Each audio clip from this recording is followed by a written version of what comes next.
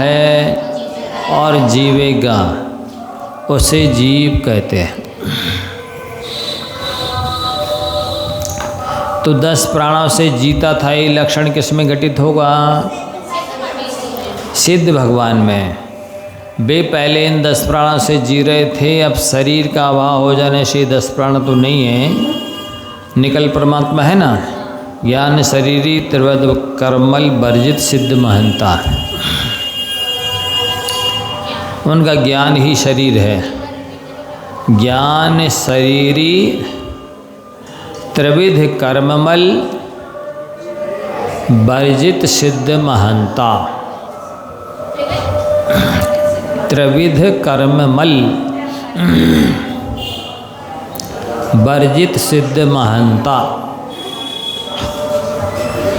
सिद्ध भगवंत का ज्ञान ही शरीर होता है। द्रव्य कर्म, भाव कर्म, नौ कर्म से वे रहित होते हैं। सिद्ध परमेष्टि किससे रहित होते हैं?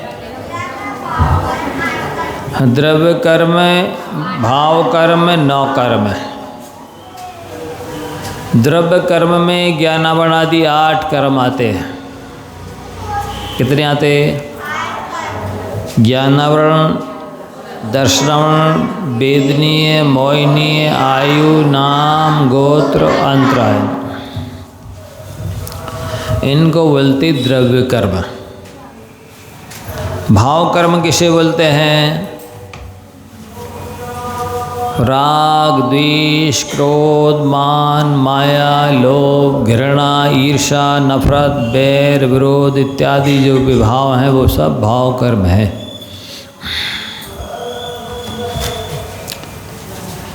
नौ कर्म किसे कहते हैं?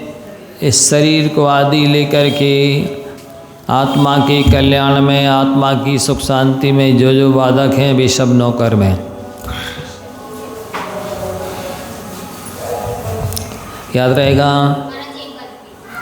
जो आत्मा के कल्याण में, सुख शांति में बाधक हैं वे शरीर को आदि लेकर सभी नौ कर्म में आते हैं।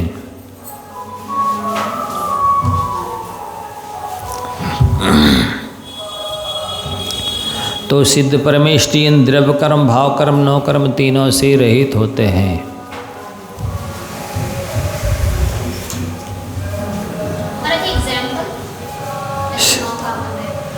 ये औदारिक शरीर को आदि लेकर ये भी आत्म सुख में बाधक है और संसार के सारे पदार्थ आत्म सुख में बाधक हैं, आत्म कल्याण में बाधक हैं।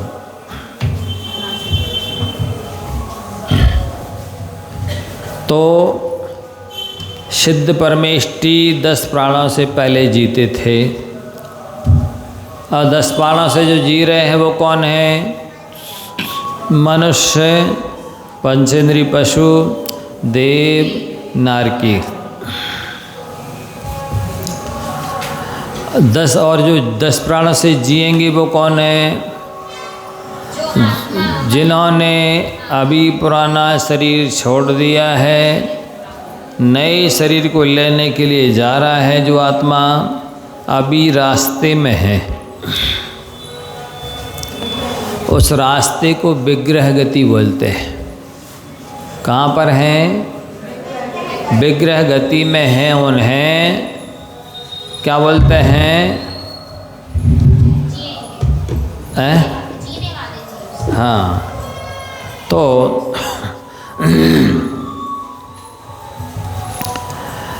ये भविष्य में 10 प्राणों से जिएंगे। अब जीव तत्व के बारे में चर्चा हो गई। तो वो यथासंभव जैसे एक इंद्री है तो उसके पास 4 प्राण रहेंगे। कितने प्राण रहेंगे? कौन कौन से? एक स्पर्शन इंद्री नहीं रहेगी। एक इंद्री के पास कहाँ रसना? एक इंद्री के पास मात्र एक स्पर्शन इंद्री है और कायबल है, आयु और श्वासोच्छ्वास। सभी को याद हो गए आगे से पीछे तक। एक इंद्री, कायबल, आयु, श्वासोच्छ्वास, एक इंद्री के 4 प्राण होते हैं। फिर 2 इंद्री के 2 प्राण बढ़ जाएंगे। एक तो स्पर्श रसना, ये 2 इंद्रियां हो गई, और कायबल और वचन बल 2 बल हो गए। 4 आयु और श्वासोच्छ्वास, 6 प्राण होते 2 इंद्री के। 3 इंद्री के 7 हो जाएंगे, एक घ्राण इंद्री और बढ़ जाएगी। 4 इंद्री के 1 और बढ़ जाएगा, चक्षु इंद्री बढ़ जाएगी। असैनी पंच इंद्री की 1 इंद्री और बढ़ जाएगी, कान, 9। और शैनी पंचेंद्री की 1 मन और बढ़ जाएगा तो 10। इस तरह ही क्रमशः प्राण होते हैं। तो ये जीव तत्व हो गया। अजीव तत्व किसे बोलते हैं? जिसमें जानने देखने की क्षमता नहीं होती उसे अजीव कहते हैं। फिर आश्रव, आत्मा में कर्मों के आने को आश्रव कहते हैं। तो आत्मा में कर्म कितने निमित्तों से, कारणों से आते हैं? 5। आत्मा में कितने कारणों से कर्म आते हैं? एक तो मिथ्यात्व से, दूसरा अविरति असंयम से। अविरति बोले या असंयम बोले। तीसरा प्रमाद से, उस प्रमाद को ही आलस कहते हैं। चौथा कसाय से, और 5वां योग। योग माने मन वचन का है। हाँ, आत्मा में कर्म 5 निमित्तों से आते हैं। मिथ्यात्व से,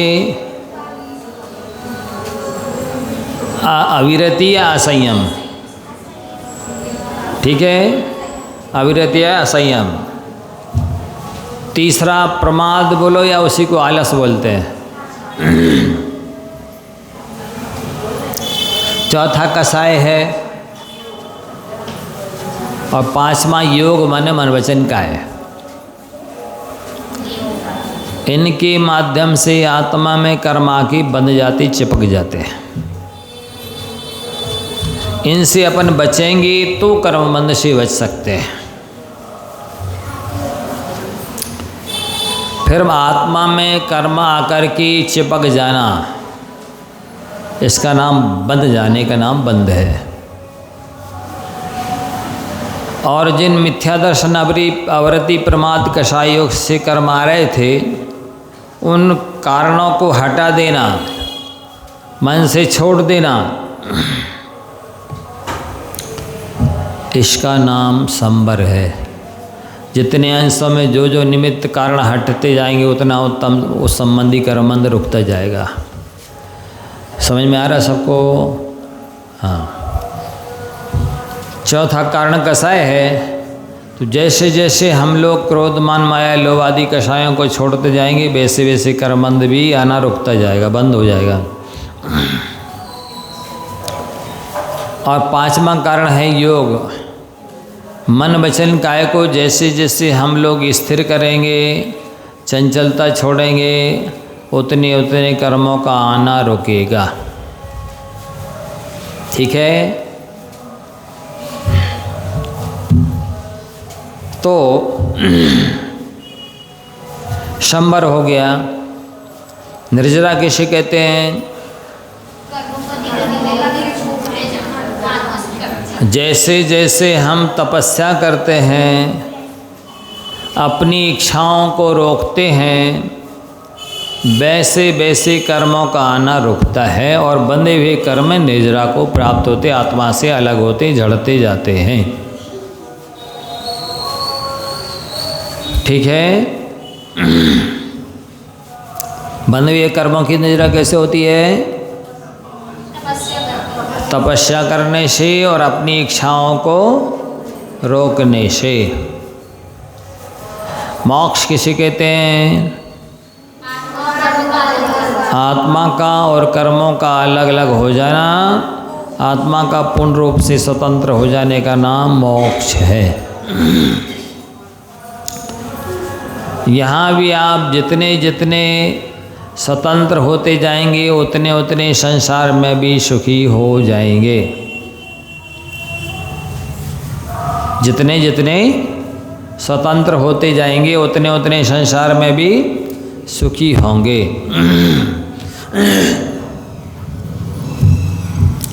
तो आप संसार में रह कर के स्वतंत्र कैसे होंगे? जैसे जैसे आप अपनी इच्छाओं को रोकेंगे और साथ ही पर पदार्थ का आलम्बन लेना जितना बंद करते जाएंगे उतने उतने स्वतंत्र होते जाएंगे।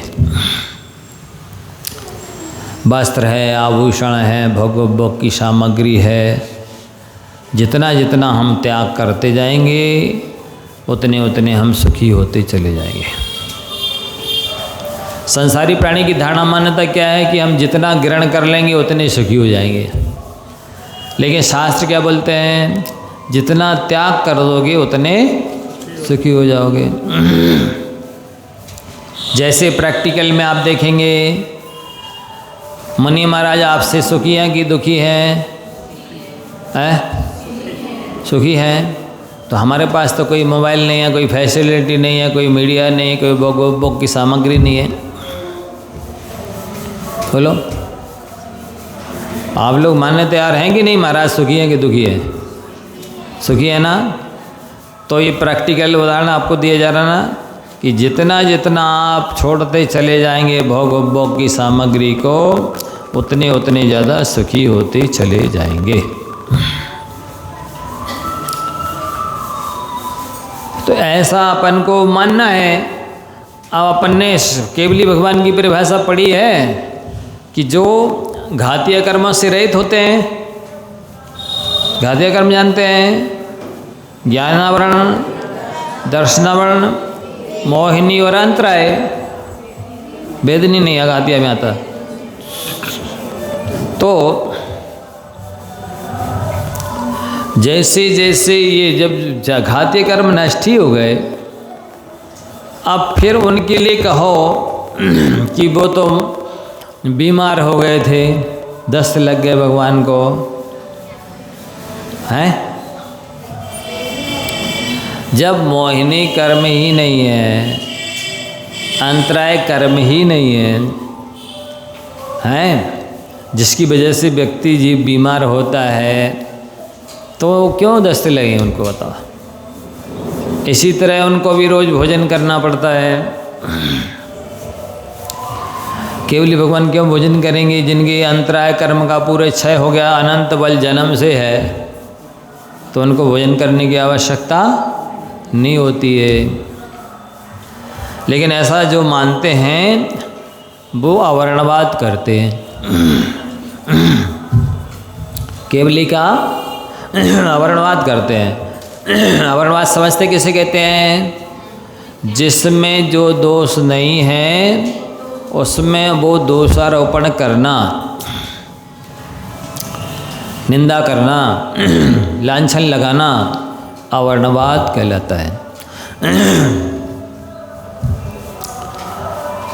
इसी तरह से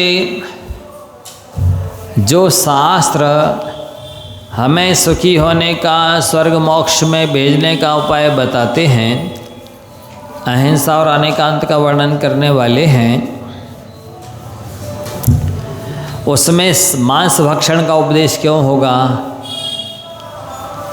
उसमें पापों के करने का समर्थन क्यों किया जाएगा? कसाय करने का उपदेश क्यों किया जाएगा? लेकिन इस तरह से उल्टा सीधा जो लोग शास्त्र के बारे में वर्णन करते हैं वो शास्त्र का वर्णवाद कहलाता है।